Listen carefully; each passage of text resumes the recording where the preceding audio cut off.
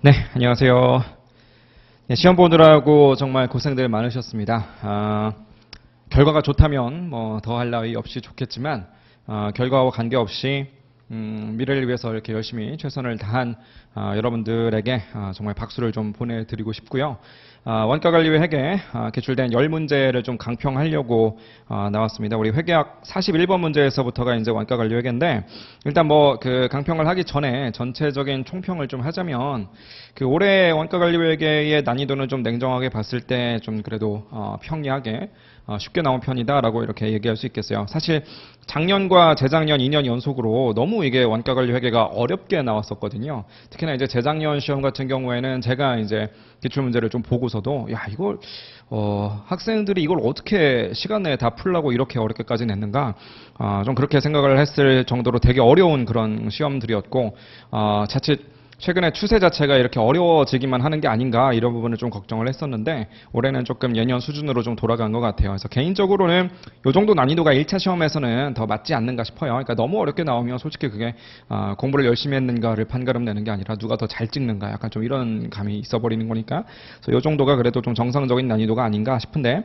여튼 41번 문제에서부터 쭉 한번 풀어보도록 하겠습니다. 1형을 기준으로 번호를 좀 매길 거고요. 1형의 41번 문제부터 좀 보도록 할게요. 자, 종합원가 계산 문제였죠. 41번에서 단일 상품을 제조하는 기업으로서 종합원가 계산 제도를 채택하고 있는데 선입선출법을 쓴답니다. 그렇죠? 재료는 초기에 전량 투입되고 전환원가는 균등하게 발생한답니다. 가장 뭐 뻔한 케이스로 원가 투입이 되고 있어요. 자료를 보니까 기초제공품은 1800개 90%까지 그리고 단계 착수하기를 15,000개 기말에 남아있는 것들은 30%짜리 3,000개 이렇게 나와 있는데 공손과 관련된 이야기가 없다면 이걸 통해서 그냥 바로 완성된 수량이 몇 개인가라는 거 뽑아낼 수 있겠네요. 그렇죠? 발생한 직접재료 원가랑 전환원가 주고 있고 뜬금없이 매출원가, 기초제품, 기말제품 이런 것들을 주고 있거든요. 그래 놓고서 이제 기초제공품을 좀 구해보래. 자, 아시다시피 선입선출법에서는 기초제공품을 마지막 5단계에서 별도로 그냥 따로 완성품 원가에다 가산해 주니까 선입선출법을 적용하면 기초제공품이 좀 따로 보일 거 아니겠어요. 자, 그래서 그런 식으로 좀 가닥을 잡으시면 되겠고 다만 이제 종합원가 계산에서 5단계법을 적용하는 건 제공품 계정 상에서의 그런 이야기니까 일반적으로 제공품 관련된 내용들만 주고 제품 관련된 자료는 안 주는데 여기서 제품 계정에 대한 내용을 줬다는 거는 다시 한번 보니까 매출원가랑 기초기말 제품 재고잖아요. 그러니까 얘네들 이용해서 뭘 좀 알아내라는 거냐면 완성품 원가가 얼마냐 그거 좀 체크하라는 거지. 그래서 완성품의 원가를 우리가 계정상에서 한번 따져보면 한 24,100원 요 정도라는 거 금방 체크할 수 있을 겁니다. 그렇죠? 그래서 요거를 캐치하셨다면 이제 선입선출법으로 우리가 완성품의 원가를 한번 계산해 보도록 할게요. 자, 우리 선입선출법이니까 완성이 된 수량을 기초와 단기 착수분으로 좀 나누어 줘야 될 텐데 완성된 거 한번 역산해 보시면 13,800개 정도 될 거라고요. 그렇죠? 13,800개를 가지고 우리가 얘를 기초와 그 다음에 단기 착수분으로 좀 쪼개보도록 하죠. 기초에는 1800개가 있었는데 얘들은 당연히 다 완성이 됐을 거고 완성도는 90%랍니다. 그럼 단기 착수 완성분은 나머지 12,000개다 이렇게 하시면 될 거 아니겠어요? 그렇죠? 그 다음에 이제 우리 기말에 남아있는 애들은 도대체 몇 개일 거냐라는 건데 기말에 이제 3,000개 정도 남아있을 것이고 완성도는 30%라고 이렇게 주고 있어요. 그렇죠? 자, 이런 상태에서 이제 완성품 환산량을 좀 계산해 봐야 되는데 일단은 재료비를 좀 투입했습니다. 재료는 공정 초기에 들어갔다라고 이야기를 하고 있고 그 다음에 우리 가공비 전환원가죠. 걔네들은 균등하게 들어갔더라 이렇게 이야기를 하고 있어요. 그럼 1800개는 90%까지 이미 작년에 했으니까 나머지 10%만 올해 했다는 거잖아요. 그렇죠? 그럼 재료를 쏴도 다 당연히 작년에 썼겠네. 그래서 얘네들은 단기 입장에서는 재료 쏜 게 없어요. 가공비는 작년에 90% 쌌다는 거니까 단기에는 10% 쌌겠지. 그러면 180개 정도고 12,000개는 단기에 시작해서 단기에 끝냈다는 거니까 어떤 원가를 어떻게 쏘던지 간에 무조건 단기에만 썼겠죠. 그래서 12,000개에 대해서 그냥 밀어버리시면 되겠네요. 그렇죠? 3,000개는 올해 30%까지만 하고 그냥 끝내버렸다. 나머지 70%는 내년에는 하겠다 이런 얘기니까 0부터 올해 시작하면서 재료비는 다 썼을 거고요. 가공비 같은 경우에는 올해 30% 분량만큼 썼다는 거니까 30% 곱해서 900개 정도로 이렇게 잡으시면 되겠네요. 그렇죠? 그렇다고 한다면 우린 재료비를 다 합쳐서 완성품 환산량으로 15,000개구나. 이렇게 가공비도 싹 다 합쳐주니까 13,080개 정도구나라는 것을 뽑아낼 수 있을 겁니다. 자, 이 상황에서 우리가 단계 투입된 원가 한번 체크해 보니까 재료비는 42만 원 써 있고요. 그리고 가공비 입장에서는 588600인가요? 그렇죠? 그 정도 나오네요. 이렇게. 그럼 한 개당 단가가 얼마냐? 재료비 입장에서는 따져보시면 28원 정도가 될 것이고 가공비 같은 경우에는 나눠보시니까 45원 정도다 이렇게 계산할 수 있을 것 같아요. 그러면 여기 있는 이 단가를 어디다가 걸어줄 거냐에 따라서 완성품의 원가도 그리고 기말제공품의 원가도 계산할 수 있는데 기초제공품 뽑으려면 기왕이면 완성된 거에다 걸어주면 되겠죠. 그렇죠? 그래서 결국 12,000개에다가 28원 때려주시고요. 12,180개에다가 45원 때려주세요. 그렇죠? 잊지 말아야 될 건 기초제공품을 더해야 되는데 그 금액 지금 구하고 싶은 거니까 미지수 X라고 놓을게요. 이렇게 계산했더니만 이게 얼마다? 우리 제품 계정을 통해서 완성품의 원가는 124,100원일 수밖에 없다. 요거를 뽑아냈으니까 요거를 계산하시면 X값 충분히 계산할 수 있겠죠? X 한번 계산해 보시면 14만 원 정도 나올 겁니다. 이렇게 해서 정답은 1번을 고르시면 되는 뭐 그런 문제가 되겠네요. 그죠? 간단한 문제였고요. 42번 문제가 활동기준 원가 계산 뭐 비교적 간단한 문제인데 아마도 이거 틀린 사람들이 그래도 좀 제법 있을 것 같아요. 왜냐하면 이게 어려워서 틀리는 게 아니라 실수하라고 그냥 문제에다가 함정을 좀 파놓은 그런 문제라고 보실 수가 있습니다. 그래서 문제를 좀 꼼꼼하게 읽으실 필요가 있는데 일단 문제 읽고 나서 다시 한번 얘기해 볼게요. 대한이라는 회사가 A랑 B를 생산하는데 지금은 어떻게 하고 있냐면 생산량 가지고 그냥 엠빵 치고 있나 봐요. 제조감점 원가를. 그런데 지금보다 조금 더 합리적으로 가기 위해서 ABC를 좀 도입하려고 하나 봐요. 그래서 활동 4개로 나눠놨고 전체 제조감점 원가 2,371만 2천원 걔를 4가지 활동 원가로 다 쪼개놨습니다. 원가 동인 알려주고 있고요. 그 원가 동인을 두 번째 박스에서 제품별로도 따로 주고 있네. 그럼 얘네들을 이용해서 우리는 배부율 계산하는 게 충분히 가능합니다. 그렇죠? 그래서 배부율을 계산하신 다음에 A랑 B한테 뿌려주는 거는 뭐 계산기만 몇 번 두드리면 되니까 그거는 어렵지 않은데 문제가 되는 건 뭐냐면 원가 동인 중에 생산량을 쓰는 게 하나 있다는 거죠. 품질 검사 활동 원가 800만 원. 얘는 우리가 A랑 B의 생산량 가지고 뽑아야 되는데 얘를 또 X계, Y계라고 해서 안 알려줬다는 거죠. 어쨌든 이 자료를 바탕으로 해서 활동기준 원가 계산에 따라서 제조간접 원가를 배부하면 생산량 기준으로 지금처럼 제조간접 원가를 배부할 때보다 A의 제조간접 원가가 346만 원만큼이 더 작게 나온대요. 그래서 이런 것들은 이제 우리가 좀 꼼꼼하게 읽으셔야 되겠고 활동기준 원가 계산으로 제조간접 원가를 배부했다라고 했을 때 제조간접 원가를 구하라고 하는데 또 뭘 구하라고 했냐면 자료는 다 A에 대한 걸 줘놓고서 갑자기 또 B를 구하래. 그래서 사실 이런 거에서 올 수 있는 실수가 좀 일부러 실수로 좀 유도한 문제다라고 좀 생각이 드는데요. 일단 문제를 한번 풀어볼게요. 자, 실마리는 어디에서 잡을 수가 있냐면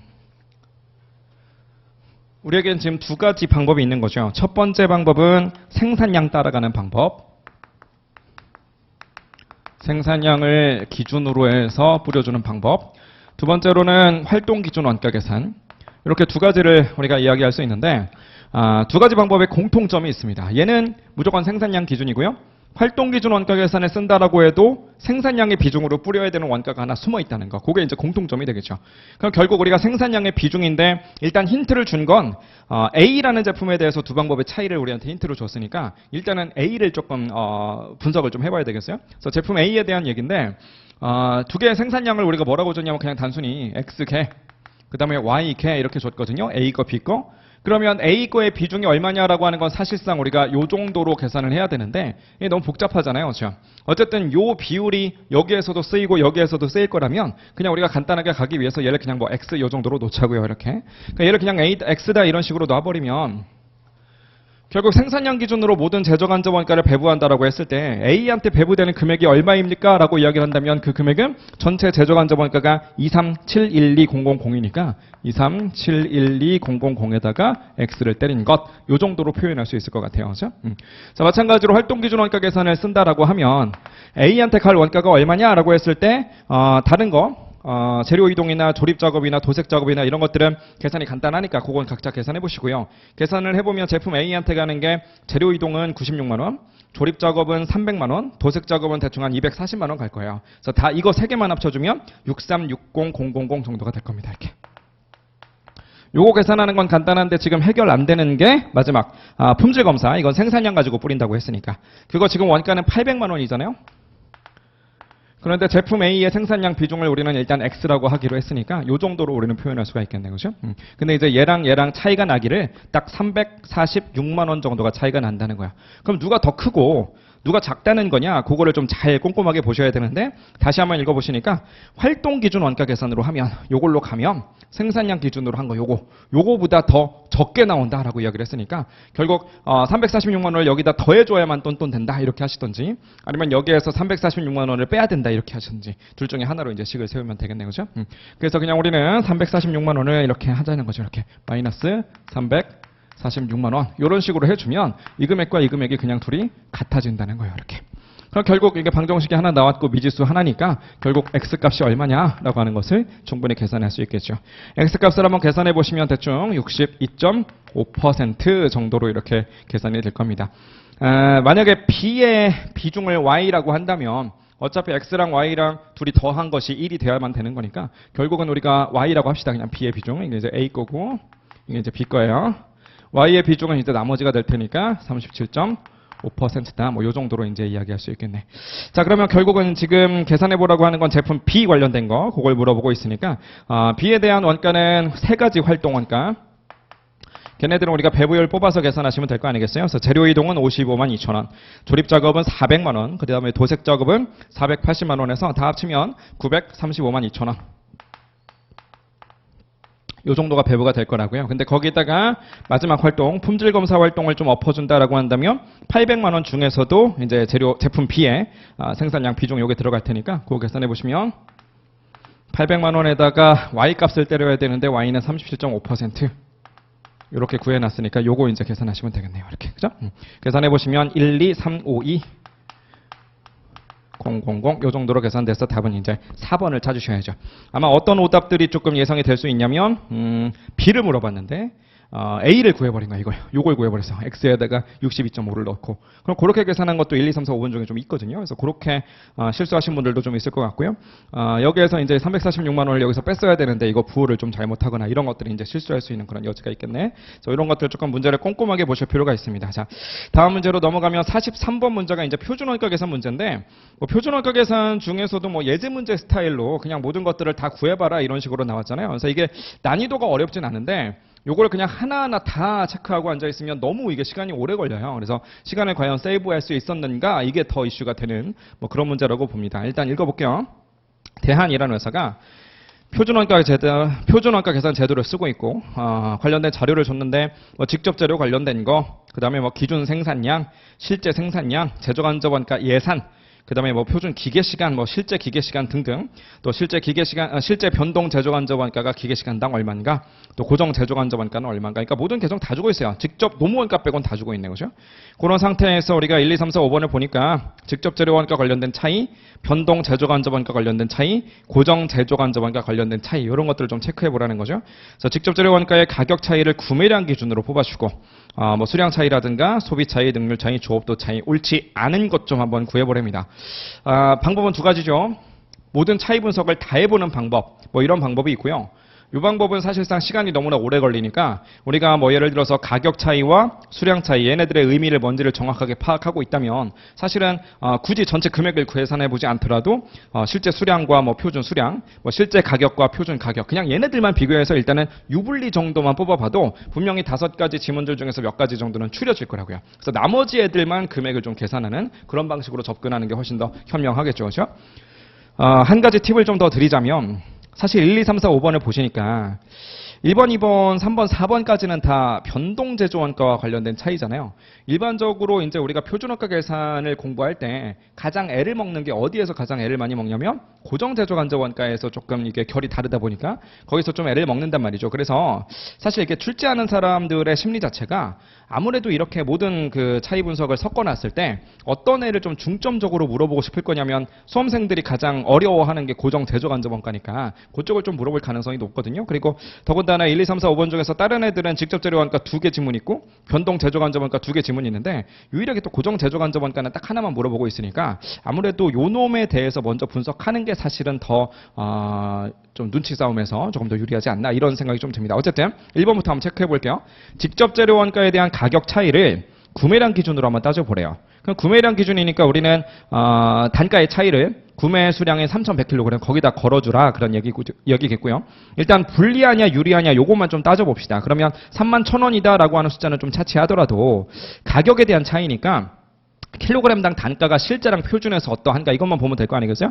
근데 위에 있는 표에서 네 번째 칸을 보니까 표준 가격은 킬로그램당 50원이었는데 실제로는 무려 60원이래. 그럼 우리 생각보다 좀 더 비싸게 실제로는 사왔다는 거니까 당연히 이건 불리한 차이가 나오겠죠. 일단 유불리에서는 맞는 것 같아요. 그럼 일단 넘어가시고 이번에서도 수량 차이를 좀 보시면 5,000원이라는 그 숫자는 좀 차치하더라도 과연 정말 유리할 것인가라는 건데 실제 수량 AQ라는 걸 따져보면 우리 가격 차이를 아무리 구매량 기준으로 한다고 할지라도 수량 차이는 사용량으로 해야 되는 거잖아요. 그래서 사용량이 2,900kg인데 SQ를 계산할 때는 우리가 실제 생산량으로 걸어야 되는 거니까 1000개에다가 한 개당 표준 사용량이 3kg이니까 결국은 SQ는 3000kg일 거 아니겠어요? 그럼 2900이랑 3000이랑 비교해보면 실제 사용량이 2900kg이 더 작으니까 당연히 우리 예상보다 조금 덜 썼구나 이런 얘기 아니겠어요? 그렇죠? 그럼 당연히 유리한 차이가 나와야 되겠지. 일단 방향은 맞네. 1번과 2번은. 3번 봅시다.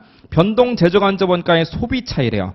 그럼 소비 차이라고 하는 것도 결국은 우리가 AP랑 SP랑 비교해서 결정을 하는 거니까 SP는 어디서 따질 수 있냐면 예산식에서 따질 수가 있겠죠. 예산식에 보시니까 70만 원 얘는 고정원가일 거고 기계시간당 500원이라고 하는 게 바로 변동 제조간접 원가일 거 아니겠어요. 자, 기계시간에다 걸려있는 거 보니까 배부 기준 자체가 기계시간이라는 거지.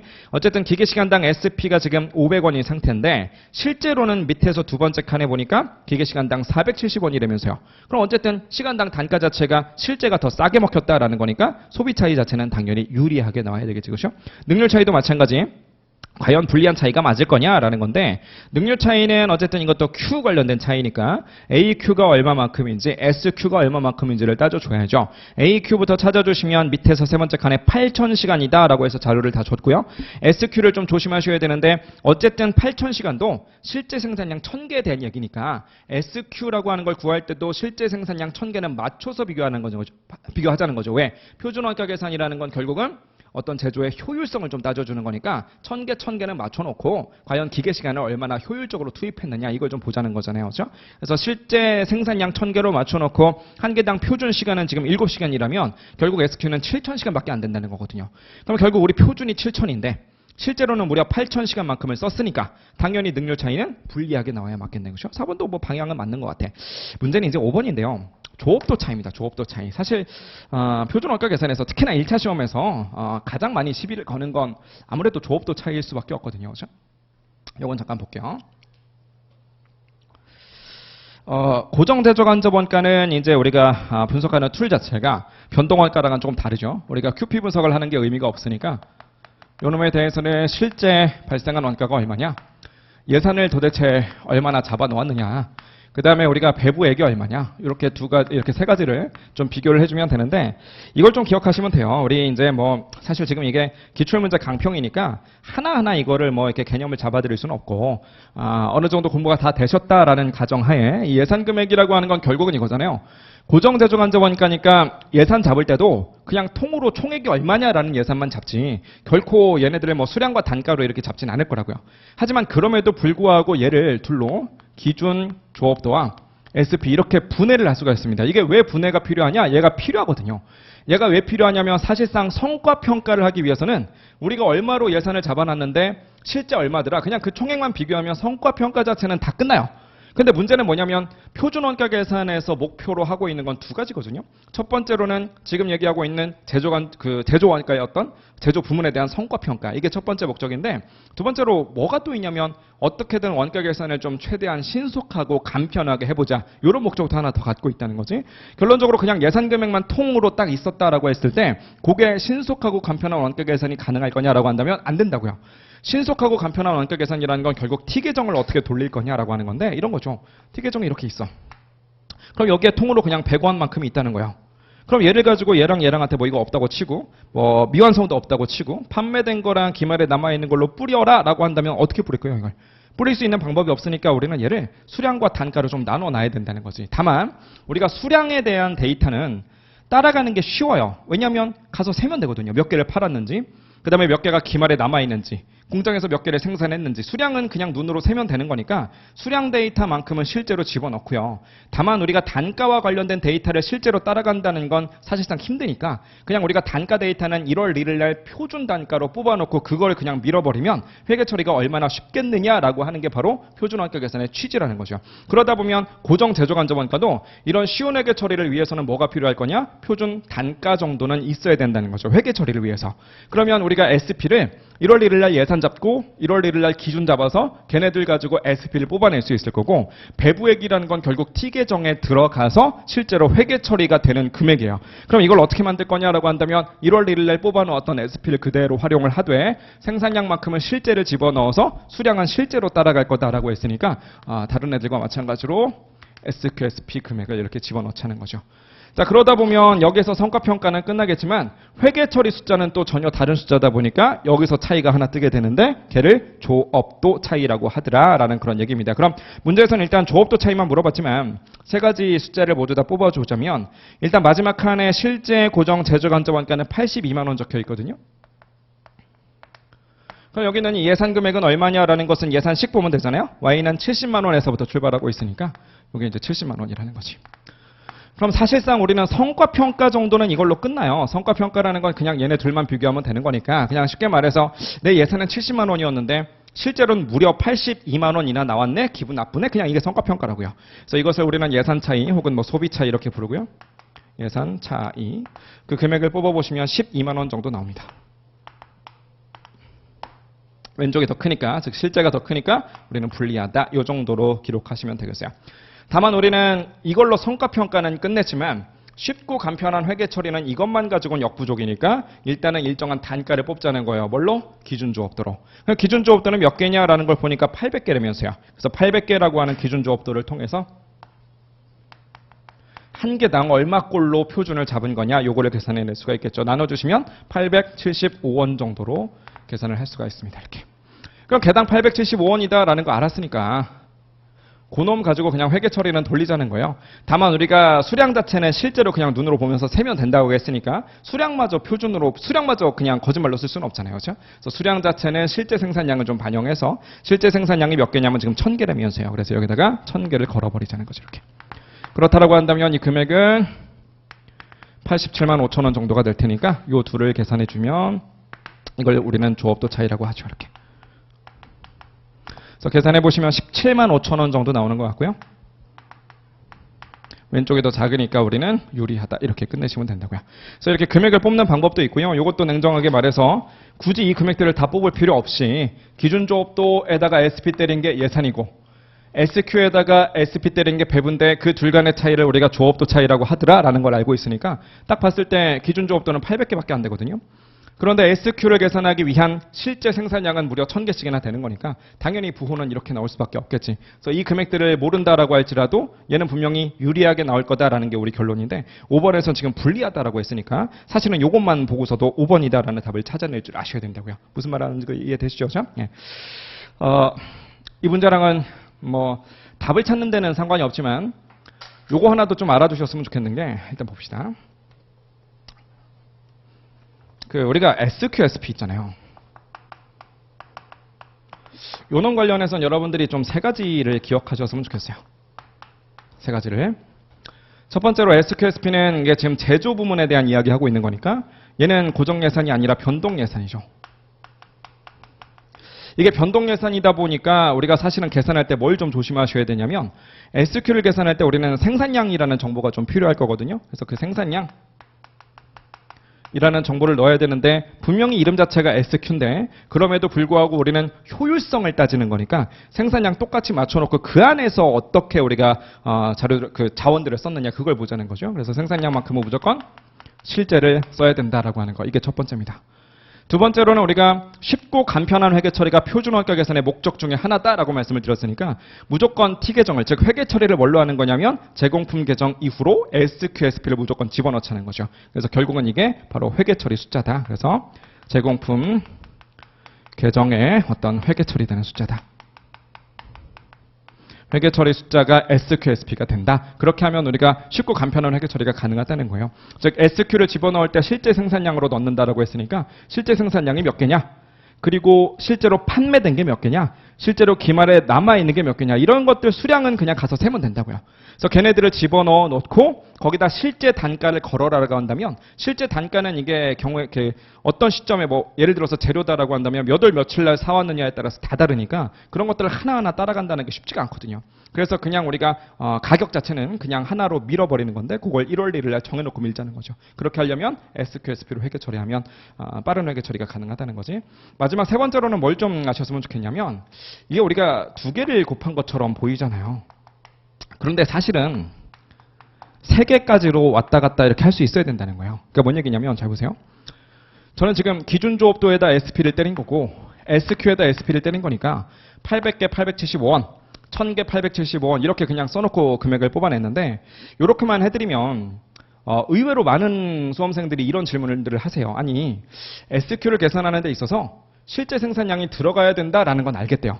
근데 이제 뭐가 문제냐면 이렇게 해버리면 이거 실제 생산량 그 자체를 SQ라고 해버리면 이건 조금 너무한 거 아닙니까? 어떻게 SQ인데 실제 생산량 그 자체죠? 이런 질문들을 되게 많이 하시는데 사실 이제 뭐를 조금 오해를 하고 계시는 거냐면 여러분들의 마음이 편해지는 SQ라는 건 사실은 요 놈 자체가 아니라 요 안에 조금 이렇게 숨어 있는 거예요. 이렇게. 그러니까 뭔 얘기냐면 이거를 사실은 두 개지만 세 개로 막 쪼갤 수가 있거든요. 그러니까 뭔 얘기냐면 기준 조업도가 800개라고 돼 있는데 아까 전에 우리가 변동 제조간접 원가에 대한 분석을 할 때 기계 시간이 배부 기준이다라는 거 보고 왔잖아요.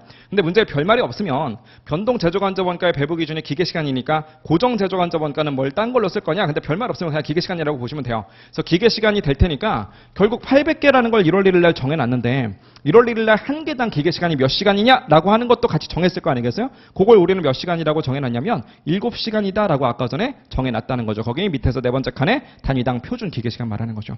그럼 결국 얘를 환산해 보면 이렇게 해서 5,600시간이라고 하는 게 생산량 말고 기계 시간으로 표현한 우리 기준 조업도가 된다는 거예요. 그럼 결국 여기다가 뭔가 이번에는 개당이 아니라 시간당 SP를 뭔가 때렸을 때 그게 1월 1일 날의 예산인 70만 원이었다 이렇게 얘기할 수 있다는 거죠. 그럼 이거 한번 계산해 보시면 시간당으로 125원이다 이렇게 나오거든요. 그럼 우리가 한 개당으로 따지면 요만큼이지만 시간당으로 따지면 그냥 요만큼으로 표현할 수 있고 기준조업도를 생산량 말고 우리 시간으로 따지면 요만큼이다라고 이렇게 말할 수 있다는 거죠. 그럼 결국 여기는 SQ 곱하기 SP도 이런 식으로 표현을 해보면 시간당 125원 그대로 활용하시고요. 이렇게. 어차피 SQ는 실제 생산량으로 출발해야 된다라는 거 알고 있으니까 그 1000개에다가 곱해주기를 환산 자체는 표준으로 해야 되니까 7시간 이렇게 때리자는 거야. 결론적으로 우리의 SQ는 7000시간을 SQ라고 일반적으로 부르는 거고요. 시간당 SP를 125원 이렇게 부르면 된다는 거죠. 그러니까 이렇게 계산을 해도 어차피 당연히 87만 5천 원이 나온다는 거 아니겠어요. 근데 이제 문제 자료에서는 보통 요거는 실제 생산량일지 모르겠지만 액추얼이지만 얘는 1월 1일 날 정한 스탠다드고요. 얘도 1월 1일 날 정한 스탠다드니까 결국 1월 1일 날 요만큼을 정한다는 거죠. 그래서 결국은 한 개당으로 875원을 1월 1일 날 정해놨다. 그냥 이런 식으로 줘버린다고 이렇게. 그럼 결국은 여러분들 입장에서는 1000개에다가 875원을 그냥 때려주면 이 숫자가 바로 나오는데 괜히 이렇게 해놓고서 이 타이틀이랑 맞춰보면 왜 1000개가 SQ지? 뭐 이런 식으로 착각을 할 만도 하다고요. 하지만 사실상 우리는 두 개로 표현하지만 얘를 세 개로 바꿔서 쓸 수도 있고 걔네들을 뭐 요렇게도 쪼갤 수 있고 그 다음에 요렇게도 쪼갤 수 있다. 이런 것들을 좀 왔다 갔다 하는 연습을 좀 하시면 이런 거 갖고 헷갈릴 그런 이유가 없어요. 무슨 말인지 이해되셨죠? 그죠?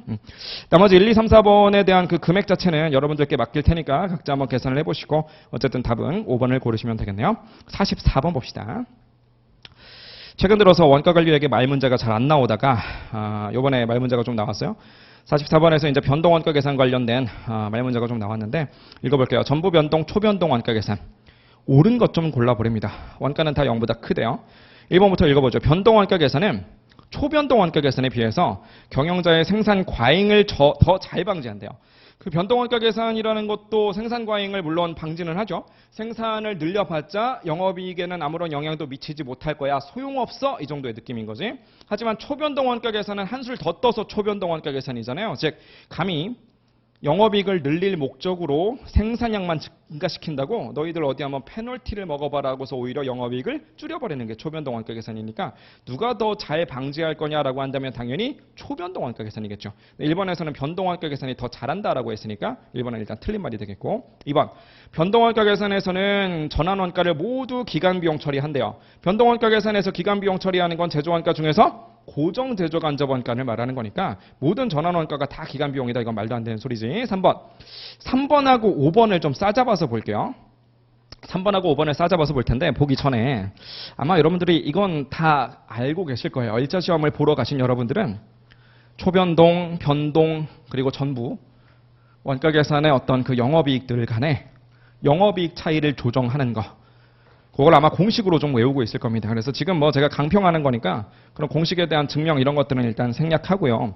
여러분들이 외우고 계실 거라고 믿는 그 공식을 좀 적어보면 물론 뭐 강사마다 좀 다르게 쓰긴 하지만 변동원가 계산 먼저 써보면 변동원가 계산과 관련된 그 영업이익에서 기초 재고자산 비기닝 인벤토리에 있는 FOH를 차감하시고 그 다음에 기말 재고자산 우리 엔딩 인벤토리에 있는 FOH를 더해주는 거죠.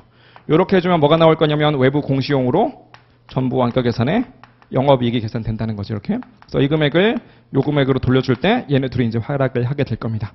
한술 더 뜨는 애도 있어요. 초변동. 그래서 요놈 같은 경우에도 원리는 마찬가지로 기초는 빼고 기말은 더하게 될 텐데 얘랑 차이가 나는 건 결국 변동 가공원가 얘네들이 될 테니까 얘네들을 가지고 이제 조정을 하자는 거죠. 그래서 뭐 증명이나 이런 것들은 자체하고 우리는 이렇게 생긴 결론은 아마 대부분 외우고 계실 거라고 믿습니다. 어쨌든 문제가 되는 건 뭐냐면요. 사실 이 영업이익의 차이를 조정하는 데 있어서 얘네들을 이용한다라고 하는 것까지는 좋은데 이들은 모두 다 금액이잖아요. 금액. 이건 다 금액적인 얘기라고. 근데 이 세상의 모든 금액은 결국 수량과 단가를 곱해서 금액이 돼요. 근데 이제 대부분의 이런 변동원가 계산 말 문제들은요. 수량에 대한 언급만을 해요. 그러니까 뭔 얘기냐면 잘 보세요. 요거 가지고 얘는 일단 똑같은 거니까 얘를 가지고 예를 들어보면 얘는 사실상 기초 재고자산의 그 수량에다가 곱해주기를 뭘 곱할 거냐면 FOH니까 결국 FOH의 단가를 이렇게 때려주면 된다고요. FOH의 단가를. 마찬가지로 얘는 이제 더해주기를 기말재고의 수량에다가 FOH의 단가가 얼마냐라는 걸 뽑아서 걔를 이제 곱해버리면 된다는 거죠. 그럼 보세요. 우리가 분명히 단가에 대한 이야기도 해야 되는데 수량만 가지고 이야기를 해버리면 사실상 이게 맞는 말이 될 수도 있어요. 그러니까 5번을 한번 예를 들어볼게요. 5번에서 제품의 어떤 재고 물량이 늘어난대. 재고 물량이 늘어났다는 얘기는 얘보다는 얘가 더 많았다는 거잖아요. 이렇게 수량끼리 비교해 보니까 얘가 이렇게 더 컸대. 이렇게 뭐 여기서도 마찬가지겠죠. 어쨌든 얘가 더 컸대. 그렇게 된다 그러면 변동원가 계산 상의 어떤 변동원가 계산의 공원이익 계산서상 영업이익이 전부원가 계산의 영업이익보다 항상 낮거나 같대요. 그러니까 말이 좀 어렵게 써 있는데 요 놈에 비교해서 얘가 더 작을 거다 그런 얘기를 하고 있는 거잖아요. 그렇죠? 그럼 과연 그게 맞는 말일 거냐? 요거 그냥 차이가 없다라고 치면 즉 얘네들이 그냥 같다라고 가정을 하면 결론적으로 빼지는 거는 조금인데 더해지는 건 많다는 거니까 여기서 여기로 넘어오면서 금액은 당연히 커질 수밖에 없겠죠. 그럼 지금 5번에서 얘가 더 작을 거다라고 했으니까 일반적으로 맞는 말이라고요. 근데 이제 문제는 뭐냐면 단가에 대한 언급을 하기 시작하면 그게 항상 맞는 말은 아니게 된다는 거지. 뭔 얘기냐면 결국 얘는 기말재고 자산이니까 단가가 걸리더라도 무슨 단가가 걸리는 거냐면 당연히 단기에 애들이 기말에 남아있을 거 아니겠어요? 그래서 단기 단가를 걸게 될 거예요. 이렇게. 문제는 뭐냐면 기초재고는 전기에서 이월돼서 오는 거니까 여기에 걸리는 단가는 이것은 전기의 단가가 될 수밖에 없다는 거지. 그렇다고 한다면 요 단가랑 무조건 같다는 보장이 있느냐라고 한다면 보장은 없다는 거예요. 한마디로 5번처럼 단순히 수량에 대한 언급만 해놓고 무조건 얘가 클 거다라고 하기에는 전기의 단가가 훨씬 더 클 가능성도 당연히 있는 거잖아요. 그럼 당연히 우리가 결과는 뒤집어질 텐데. 무슨 말인지 이해되셨죠? 그래서 5번처럼 항상 낮거나 같다라고 얘기하면 사실은 말이 안 된다는 거죠. 전제 조건으로 단가의 차이가 없다라고 하는 가정이 있어야만 5번이 맞는 문장이 돼요. 근데 이제 3번은 보세요. 3번에서는 무슨 얘기를 줘버렸냐면 애초에 그냥 기초재고자산이라는 게 없다라고 걸어버렸어요. 즉 요놈 자체가 아예 없는 거니까 얘네 신경 쓸 필요 없이 그냥 요놈만을 고려하면 된다. 이렇게 이야기를 하고 있는 거죠. 그럼 지금 기초재고가 없는 상태에서 판매보다 생산을 더 많이 했으니까 기말에 재고자산이 일단 있다는 것이고, 그럼 여기에서 여기로 넘어오면서 뭔가 플러스가 되는 애들은 당연히 존재를 한다는 거잖아요. 이렇게. 그럼 당연히 얘보다는 얘가 클 거고 얘보다는 얘가 커야 되겠지. 그래서 그런 말이 있는지라는 걸 따져보면 전부 원가 계산 상해 단기 영업이익보다 초변동 원가 계산 단기 영업이익이 더 작대요. 얘보다 당연히 얘가 작아야 되겠지. 밑으로 내려오면서 커지고 있는 거니까. 그러니까 3번처럼 말하면 말이 되는 거예요. 왜? 기초재고가 없다라는 가정을 해줬으니까. 무슨 말하는 건지 이해되셨죠? 그죠? 그래서 3번하고 5번을 좀 싸잡아서 같이 좀 보시되, 지금 이 문제에서는 다 수량만 가지고 이 차이 비교를 하고 있는데 사실은 단가에 대한 언급이 있어야 되니까 5번처럼 항상이라는 표현을 쓰기엔 무리다. 3번처럼 아예 기초재고가 없다 이런 말을 해줘야만 수량만 가지고 이야기할 수 있다. 요거를 좀 알아두시기 바랍니다. 4번 마지막으로 남아있는데 변동원가 계산 영업 공원이익은 주로 외부 이용자를 위한 재무제표에 이용된대요. 우리 외부에다 공시하는 건 전부원가 계산이니까 맞는 소리가 아니겠네요. 그래서 답은 옳은 거 3번밖에 없을 겁니다. 그죠? 넘어갈게요. 45번, 46번 한 세트로 좀 큰 자료가 나와 있습니다. 우리는 이렇게 큰 자료를 보면 조금 긴장하는 그런 경향이 있는데 자료가 크다고 해서 뭐 굳이 어려워지는 건 아니니까 읽어봅시다. 단일 제품 A를 생산하는 X1년도 생산 제조 관련된 자료랍니다. 딱 보니까 이렇게 생긴 자료 여러분들이 어디서 봤을 거냐면 고저점법에서 많이 봤었거든요. 그래서 고점 저점을 너무나 찾고 싶은데 보니까 일단 특이한 건 뭐냐면 9월하고 10월에 보니까 뭐 중략이다라고 해서 조금 안 가르쳐줬어요. 일단 그렇다 치고 가로 이번에 보니까 향후 생산량에 따른 원가를 좀 예측하고 뭐 이런저런 뭐 자료를 얻기 위해서 중략 자료를 포함해서 이 자료를 이용해서 추정을 해봤대요. 근데 갑자기 회귀 분석 이란 말이 나오고 있고요. 약간 아차 싶네. 밑에 있는 점 6개를 보니까 추정 모형은 y는 a 플러스 bx인데 뭐 모든 게 그냥 관련범위다라고 가정하면 a가 아무래도 고정 원가의 총액이 되겠고 b가 아무래도 뭐 x가 뭘로 줬는지 모르겠지만 생산량이겠죠. 위에 있는 표를 보니까 생산량당 b니까 결국 단위당 변동 원가 정도가 되겠죠. y는 뭐 제조 원가고요. 당연히 위에 표에서도 그렇듯. a 고정비라고 봅시다. 29만 6천 원이고요. b 생산량 한 단위당 변동원가 526원 이렇게 나왔나 봐요. 근데 이제 회귀 분석이다 보니까 이상한 소리가 있죠. 옆에 보니까 뭐 t-밸류가 3이다, 4다, 유의도는 0.01 이하다. 그래서 뭐 이런 얘기들은 사실 우리가 재무 관리를 배우니까 어느 정도는 익숙하실 거라고 봐요. 일단 그렇다 치고 x는 생산량을 뜻하고요. r 스퀘어 결정계수는 0.96이다. 이런 얘기를 하고 있네. 자, 위 자료를 바탕으로 해서 다음에 설명들 중에서 가장 옳은 것 좀 골라보세요 라고 이야기를 하고 있는데 1번에 보니까 R스퀘어는 추정된 회귀 분석의 설명력을 나타내는 것으로 1보다 클수록 높은 설명력을 가진대요. 근데 이건 뭐 재무관리 얘기니까 제가 좀 구체적으로 말하기는 좀 그렇긴 한데 R스퀘어는 아무리 높아봤자 어디까지예요? 그냥 1까지인 거잖아요. 그렇죠? 0에서 1 사이의 값을 갖는 거니까 1에 가까울수록 높은 설명력이다 라는 건 맞는데 1보다 클 수는 없는 거죠. 이거 뭐 다 알고 계시는 거라고 믿고는 있지만 그냥 부연 설명을 좀 하자면 일반적으로 그냥 R이라고 하면 이런 거예요. 그냥 예를 들어서 독립변수가 이렇게 있고 그 다음에 우리 종속변수가 이렇게 있는 거야. 근데 둘 간의 상관관계가 아예 없는 거야. 그냥 뭐 지멋대로 이렇게. 지멋대로면 R이 그냥 제로인 거죠. 이렇게. 근데 이제 상관이 좀 있어요. X 가지고 우리가 Y를 조금 설명할 수가 있는 거예요. 그래서 어느 정도의 패턴이 이렇게 있대. 우상향하는 패턴.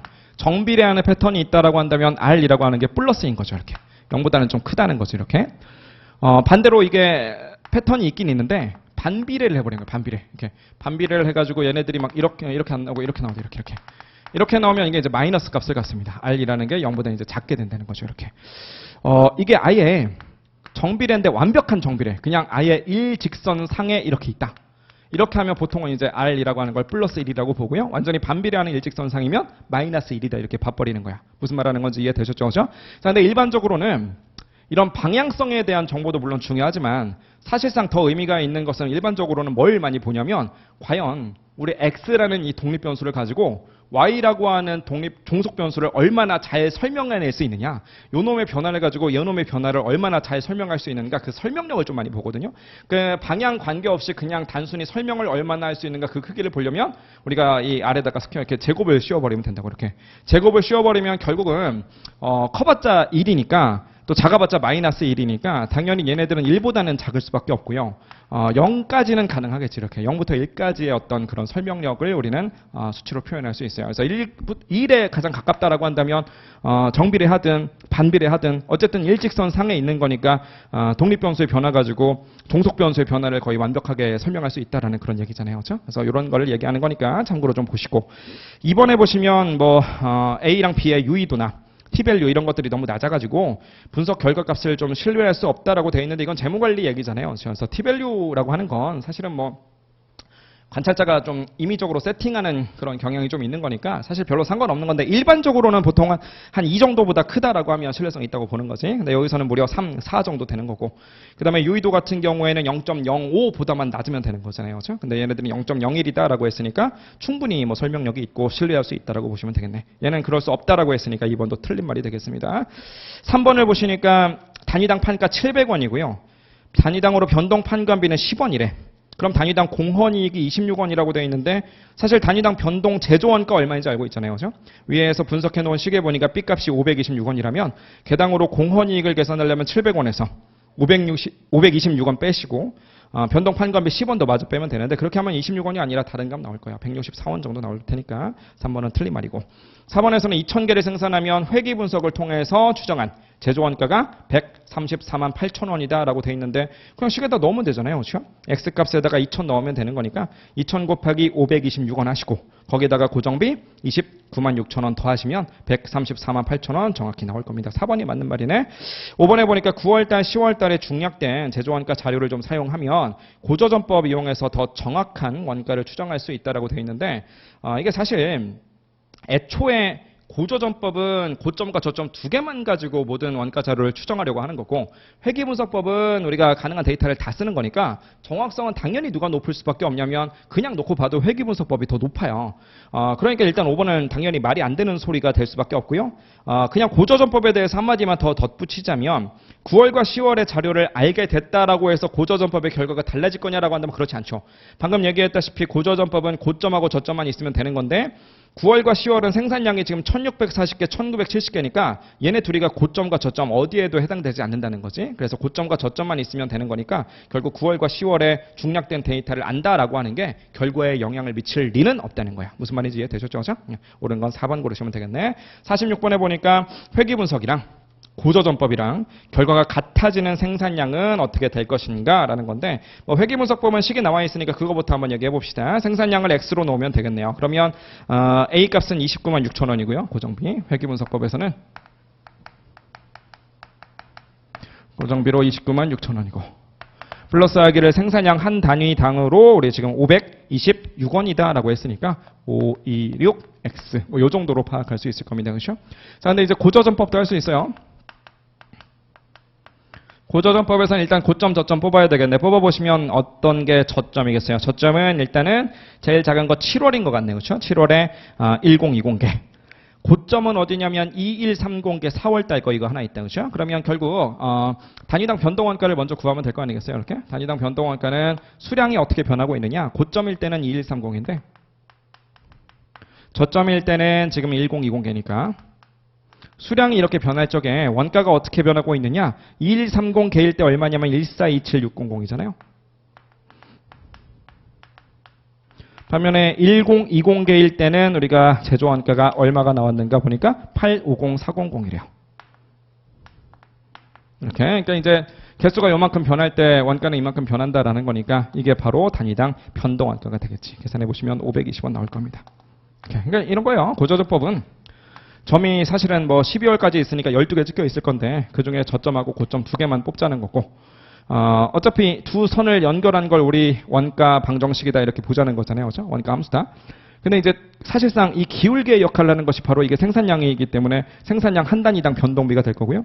기울기라는 것은 정의 자체는 이거 한 칸당 이게 몇 칸이냐 이렇게 가는 건데 어떻게 계산할 수도 있냐면 그냥 요 놈 분의 요 놈 이렇게 갈 수도 있는 거죠. 그렇죠? 그래서 이런 방식으로 간다면 여기 생산량이 고점과 저점에서 요만큼의 차이가 나는데 고점과 저점에서의 어떤 원가 자체는 요만큼의 차이가 난다. 즉 요만큼 차이가 난다는 거니까 요놈 분의 요놈의 비율을 때려보면 기울기의 역할을 하는 단위당 변동원가가 된다. 이렇게 생각하시면 되겠죠. 그렇죠? 그래서 단위당으로는 520원 정도가 될 것이고 월별로 고정원가의 총액은 당연히 여기 들어가 있는 고정비나 여기 들어있는 고정비나 동일할 테니까 둘 중에 마음에 드는 거 골랐으면 돼요. 저는 그냥 고점 가지고 해볼게요. 전체로는 1427600만큼인데 그 중에서 변동비를 좀 발라내자면 2130개일 때 한 개당 520원인 거니까 이거 발라내면 된다는 거 아니야. 그렇죠? 그럼 고정비는 얼마가 될 거냐? 32만 원 되겠네요. 이렇게. 그럼 결국 고조정법에서의 어떤 그 원가를 생산량을 그냥 X라고 놓는다면 여기에서는 우리가 이제 이렇게 얘기할 수 있을 겁니다. 고정비는 32만 원이고요. 이렇게 거기다 플러스하기를 변동비는 한 개당 520원이고 생산량 X개를 때립시다. 이 정도로 가시면 되겠네요. 이렇게. 무슨 말인지 아시겠죠? 그죠?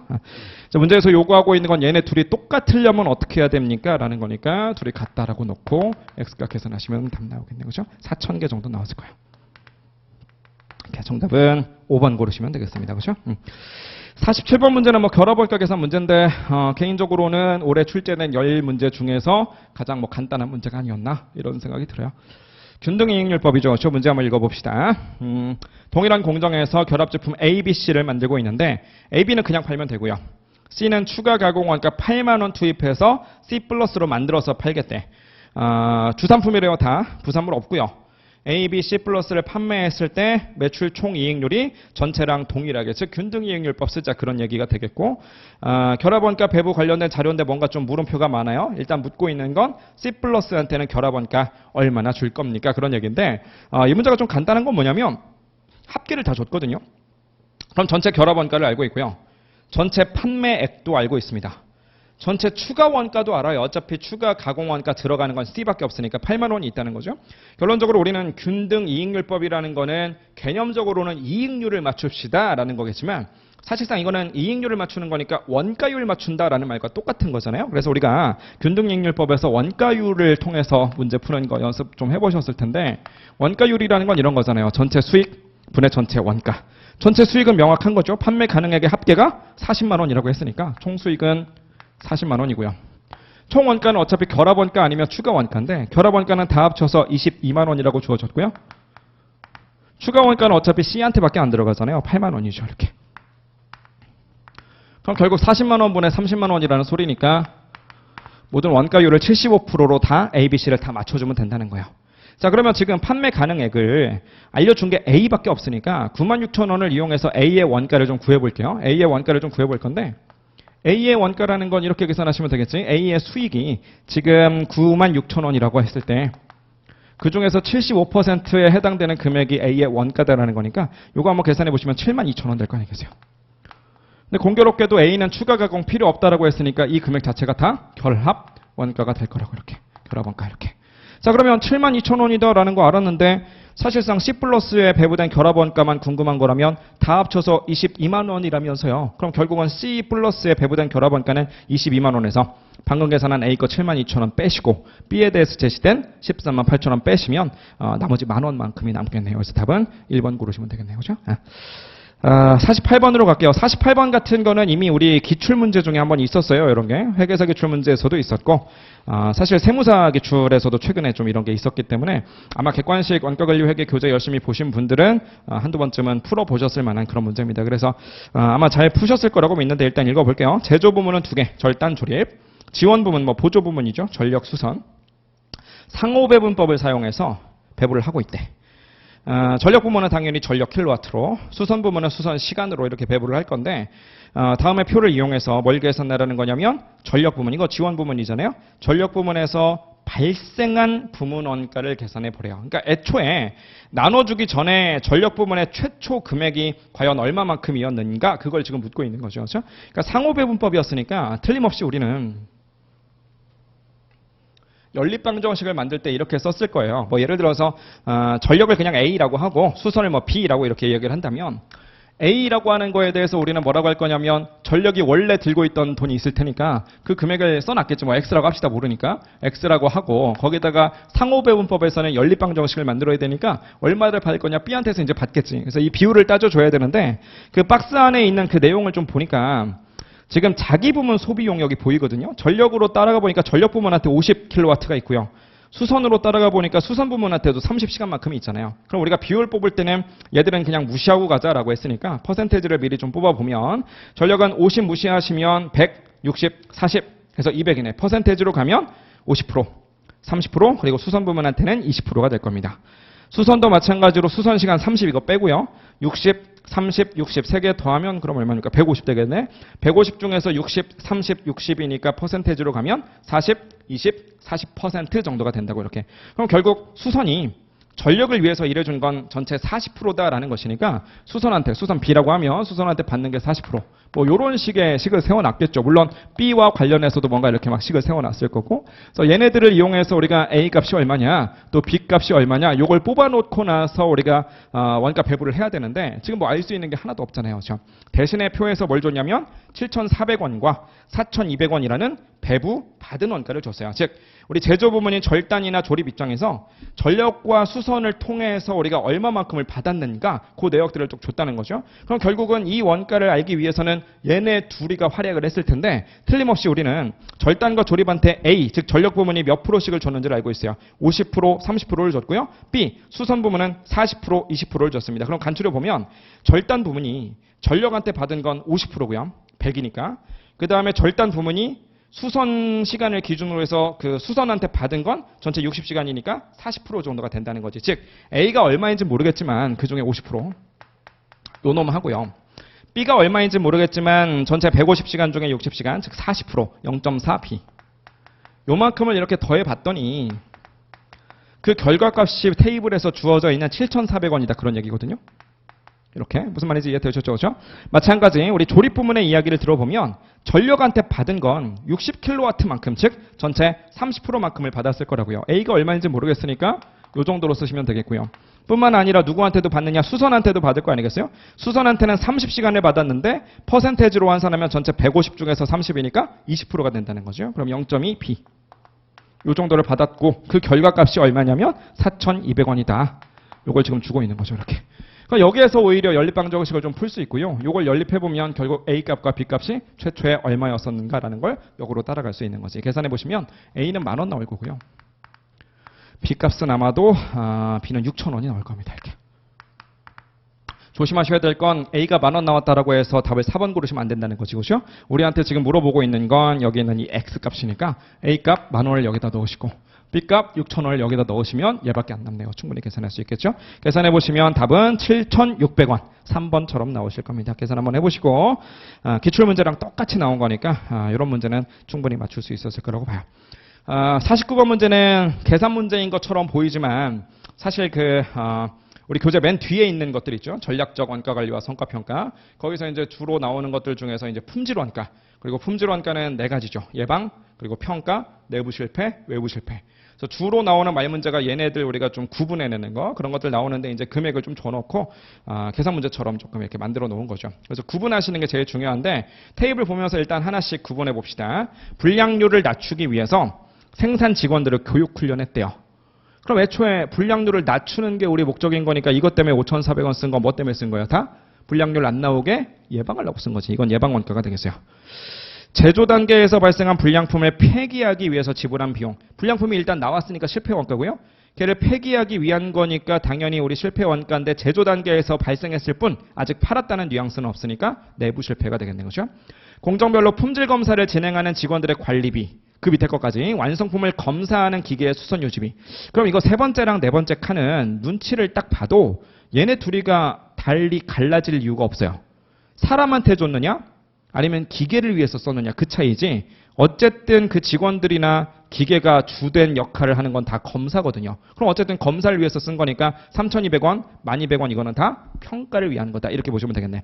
이게 그 네 번째 거 있죠. 완성품을 검사하는 기계의 수선 유지비. 이거는 사실 조금 헷갈릴 만한 여지가 좀 수험생들 입장에서 있었지 않았을까 싶은데 그냥 수선 유지비라는 것만 딱 보면 이게 사실상 수선 유지비는 일반적으로는 뭘 수선 유지할 거냐면 기계에 대한 수선 유지가 기계라고 하면 보통은 제조 담당하는 기계거든요. 제조를 위해서 쓰이는 기계니까 걔를 수선 유지한다라고 하면 요놈에 대한 분류는 아마도 예방 원가였을 거예요. 그러니까 뭔 얘기냐면 제조를 하는 기계를 맨날 이렇게 수선하고 유지하고 관리하려고 얘한테 막 돈을 쓴다라고 하면 제조를 조금 더 잘하려고 돈을 쓰는 거니까 제조 잘하는 게 품질 원가 측면에서 뭐냐면 분량이 좀 안 나오게끔 우리가 돈을 쓰는 거거든요. 그럼 분량이 안 나오게 하는 거니까 그때는 예방 원가겠지. 근데 얘는 무슨 기계냐면 제조를 하는 기계가 아니라 검사하는 기계거든요. 그러니까 검사를 조금 더 잘하자는 거지. 검사를 잘한다라고 해서 애초에 분량률이 떨어지는 건 아니잖아요. 그렇죠? 그러니까 얘는 절대로 예방 원가라고 보시면 안 되고 평가 원가라고 보셔야 되겠어요. 그래서 3,200원, 1,200원 둘 다 이제 평가 원가. 자, 고객의 제품 보증 수리 센터에서 근무하는 직원의 인건비가 있답니다. 이미 고객 얘기 나오고 있고요. 보증수리 이런 얘기 나오고 있어요. 그럼 당연히 외부에 판매했다는 거니까 외부 실패 원가가 되겠네. 높은 품질의 부품 조달을 위해서 우수 협력 업체들을 조달하는 그런 비용이 있대요. 애초에 부품을 조달하는데 높은 품질로 조달하고 싶다는 건 더 잘 만들고 싶은 욕심인 거잖아요. 그렇죠? 더 잘 만든다라는 것은 불량률 없게 만들겠다 그런 얘기니까 불량률 떨어뜨리겠다라는 그런 얘기니까 결국 예방 원가라고 보셔야 되겠네. 자, 품질을 검사하는 과정에서 발견한 불량품의 재작업으로 인해 자, 검사라는 말에 현혹되지 마시고요. 불량품이 일단 나왔어요. 불량품이 일단 나와버렸고 그걸 재작업하느라고 또 돈을 썼대. 그럼 실패 원가잖아요. 그렇죠? 그래서 생산 직원들한테 특근 수당을 좀 줬대. 이 문장 어디에서도 팔았다라는 뉘앙스는 없으니까 실패 원가 중에서도 내부 실패로 보셔야 되겠네. 자, 제품의 리콜이라는 말 딱 보자마자 뭔가 외부 실패인가 보다라는 감을 잡으셔야 되겠고요. 미래 매출 감소의 기회 원가래. 리콜 같은 거 발생하고 그러면 우리 회사 평판도 안 좋아지거든요. 그럼 우리 회사에 올 손님이 이제 미래에 좀 줄어든다는 거지. 그런 거 계산을 한번 해봤더니 9,300원 되더라고요. 그래서 얘네들은 이제 우리가 좀 정리를 해보면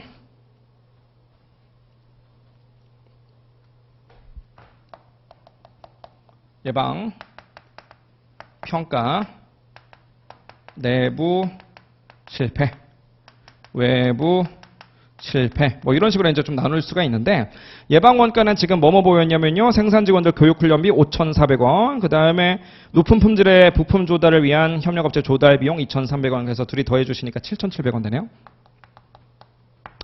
평가 원가 같은 경우에는 3,200원, 1,200원 이거 조심하라고 말씀드린 거 있었죠. 그렇죠? 품질 검사 관련해서 나눈 거니까 둘이 합쳐주면 13,400원. 이렇게 되겠네, 그죠? 내부 실패 원가 같은 경우에는 우리 얼마 있었어요? 6,100원짜리 폐기하는 거. 그 다음에 7,400원짜리 불량품 재작업. 이거 두 개 있었으니까 둘이 더하면 13,500이 될 겁니다. 이렇게. 외부 실패 원가도 두 개 있었죠. 아까 보정수리센터 근무 인건비 24,700원. 또 미래 매출 감소의 기회 원가 9,300원 둘이 더해주시면 34,000원 정도가 되겠네. 그래서 밑에 있는 세 줄에서 무슨 얘기를 하고 있냐면 예방 원가를 50% 확대하겠대요. 1.5배가 된다는 것을 이렇게 뭐 금액이 얼마 나올 테고 그렇게 하면 무슨 일이 벌어질 거냐면 내부 실패 원가 20% 절감한 됩니다. 그럼 0.8만 남는다는 거 아니겠어요? 그죠? 계산 가능할 테고 외부 실패 원가 같은 경우에는 10%가 절감이 된답니다.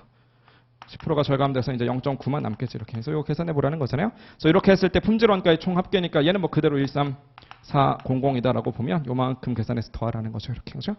계산해 보시면 66350 답은 이제 2번처럼 나올 거예요. 그죠? 50번에서 이제 종합 원가 계산 문제 하나 더 나왔네요. 그죠? 대안은 유리컵을 생산하는 기업으로 종합 원가 계산 제도를 채택하고 있으며 재고자산의 평가 방법은 선입선출법을 사용한다. 직접 재료는 공정 초에 전량 투입되며 전환 원가는 공정에 걸쳐 균등하게 발생한다. 대안에 생산 및 제조 관련된 자료를 줬고요. 기초에는 제공품이 800개 70%, 단계 착수한 건 6,420개.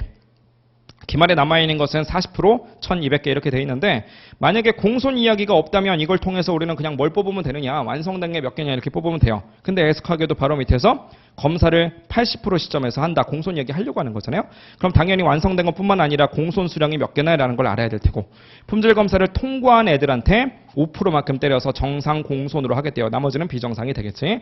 단기에 착수해서 단기에 완성된 제품이 4,880개다라고 한다면 비정상 공손은 몇 개일까요? 라는 게 지금 물음입니다. 그럼 비정상 공손을 알기 위해서는 지금 주어진 자료 이외에도 두 가지를 더 알아야 되는데 첫 번째로 정상 비정상 합쳐서 전체 공손이 몇 개냐 그거부터 체크하셔야 되겠고 그 안에서 정상 공손으로 간주되는 게 몇 개냐 그걸 또 봐야 될 거 아니겠어요? 그래서 걔를 발라내면 나머지가 이제 비정상이다 이렇게 가시면 되겠네. 자, 그럼 물량에 대한 체크를 좀 해봅시다. 물량에 대한 체크를 좀 해보면 어차피 종합원가 계산은 공장 즉 제공품 계정 상해소의 이야기니까 T 계정으로 좀 보여드릴게요. 자, 기초에는 몇 개가 존재했는가? 800개가 존재했어요. 이렇게. 그런 와중에 단기에 몇 개를 시작했는가 봤더니 6,420개를 시작을 했답니다. 이렇게. 그럼 여기에서는 여러 가지로 나뉘을 수가 있겠지만 완성된 게가 있겠고 공손이 또 있을 수 있겠고 그 다음에 기말에 이렇게 남아있는 걸로 요 놈 둘이 세 개로 쪼개질 거 아니겠어요? 심지어 여기 있는 이 공손이라고 하는 것은 다시 둘로 쪼개지기를 정상 공손과 비정상 공손으로 쪼개질 텐데 지금 우리한테 요구하고 있는 건 이게 몇 개냐라고 하는 거죠. 이렇게. 자, 근데 완성된 거를 좀 따지기 전에 우리한테 또다시 무슨 힌트를 줬냐면 단기에 완성된 제품이 단기에 착수해서 단기에 완성된 제품이 4,880개만큼이 있대요. 그러면 지금 이게 선입선출법이니까 우리가 사실은 애초에 물량을 파악할 때 여기는 완성도 기초 제공품이 완성된 것과 단기 착수분이 완성된 걸로 쪼개고 시작하잖아요. 그럼 당연히 선의선출법에서 얘는 먼저 완성이 됐을 테니까 여기다가는 800개라고 이렇게 넣으시면 되겠고요. 요게 몇 개냐라고 하는 건데 이걸 지금 제시해 준 거죠. 단기 착수, 단기 완성이 4880개다. 이렇게. 그럼 도대체 단기에 완성한 게 다 해서 얼마냐라는 것도 알 수가 있겠죠. 그리고 지금 우리한테 뭘 줬느냐? 기말 제공품은 1200개다라는 걸 줬으니까 우리가 공손 전체 수량을 알고 싶다면 얘네 둘이 더해서 얘랑 다 빼면 얘가 딱 남겠죠. 그럼 공손 수량은 아마 340개 정도로 계산이 될 겁니다. 이렇게. 그럼 340개 안에서 정상, 비정상을 쪼개주는 게 이제 마지막으로 할 일인데 지금 정상 공손에 대해서 뭐라고 가정을 하고 있냐면 단기에 검사 통과한 놈들 다 추리시고요. 거기다 5%를 좀 때려주래요. 그럼 단기에 통과한 건 어떤 거냐? 우리 공손에 대한 테스트를 언제 했는가 봤더니 80%에서 했거든요. 이거는 80%. 근데 기초기말 제공품 같은 경우에는 완성도가 얘는 70%고요. 얘는 지금 이렇게 40%래요.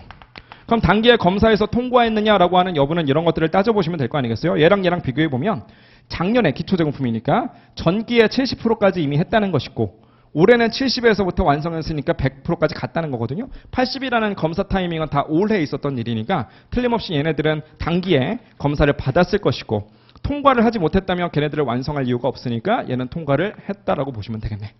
단기 착수 단계에 완성한 4880개는 말 그대로 단계에 착수 0%, 단계에 완성 100%까지 모든 걸 고스란히 다 올해만 했다는 거니까 당연히 공손에 대한 검사 타이밍도 올해가 될 거고 걔네들을 올해 받아서 검사를 받아서 통과까지 했으니까 완성을 시켰을 거 아니겠어요? 그렇다라고 한다면 당연히 얘도 단기에 검사에서 단기에 통과를 했다라는 조건을 만족하는 거죠.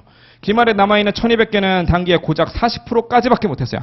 40 이후로는 내년에나 할 예정이니까 결국 검사를 받아도 내년에 받겠네. 얘는 검사를 받은 적도 없으니까 우리가 정상품이라고 볼 수가 없습니다. 그렇다고 한다면 우리는 정상공손의 수량을 이런 식으로 계산할 수 있겠죠. 동그라미 받은 게 지금 800개가 있고 4880개 이렇게 두 가지가 있으니까 걔네 둘이가 결국은 단기에 검사를 받고 단기에 통과한 수량일 테고 허용률은 5%를 줬다는 거죠. 요거 계산하시면 되겠네. 계산을 해보시면 정상 공손의 수량은 284개가 나올 겁니다.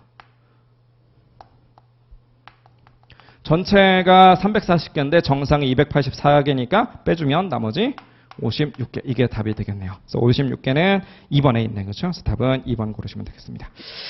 이렇게 해서 10문제 한번 풀어봤습니다. 그래서 좀 냉정하게 얘기하면 올해 문제는 정말 이 문제는 폭탄이었다 싶을 만한 그런 문제는 솔직히 보이진 않아요. 그래서 전반적으로 좀 평이한 그런 수준으로 출제된 것 같습니다. 물론 이제 수험생들 입장에서는 시간도 좀 모자라고 그렇죠. 그래서 어느 정도 보셨는지 잘 모르겠는데 어쨌든 간에 다시 한번 말씀드리고 싶은 건 정말 그동안 공부하시고 또 시험 보시고 하시느라고 정말 너무 고생 많았다라는 그런 말씀을 좀 드리고 싶고요. 여러분들의 그 노력이 물론 결과가 좋으면 더 좋겠지만 그 결과와 상관없이 이렇게 최선을 다하신 그 노력한 이 시간들이 여러분들의 인생에서 아마 분명히 큰 도움을 주고 밑거름으로 작용하지 않을까 그런 말씀을 좀 다시 한번 드리면서 합격하시는 분들은 2차 공부 열심히 하시고요. 그렇지 않으신 분들도 모든 인생에 행복이 따르기를 또 기원하도록 하겠습니다. 수고하셨습니다.